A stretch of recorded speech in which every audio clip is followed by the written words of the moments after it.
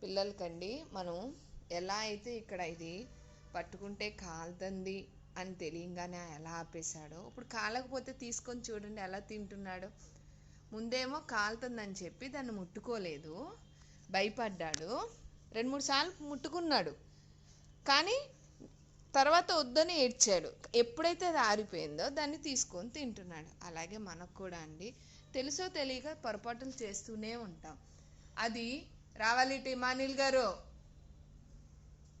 అప్పుడేంటి, హలో ఏయ్, దేవుడు కూడా పిలుస్తాడు, అలాగా గద్దిస్తాడు.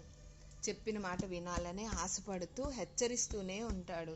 ఎవరో ఒకరి ద్వారా మాట చెప్పిస్తూనే ఉంటాడండి. అటు వెళ్ళొద్దు, అది అలా నువ్వు చెయ్యొద్దు అని అన్నీ చెప్తూనే ఉంటాడు. కానీ ఎప్పుడు అది మనకి కాలుతుందని తెలిసినప్పుడు ఎలా అయితే ముట్టుకోలేదో, అదేవిధంగా దానికి ఎప్పుడైతే అది చక్కగా ఉందో తీసుకోవడానికి ఇష్టపడుతున్నాడో, ఇమానీలింగో ఇష్టపడుతున్నాడో, మన జీవితాల్లో కూడా దేవుడు ఎన్నో విషయాలుగా అలాగే పరీక్షలు పెడుతూనే మనకు కావాల్సిన ఏదైతే ఉందో తగిన సమయానికి తప్పకుండా ఇస్తాడండి.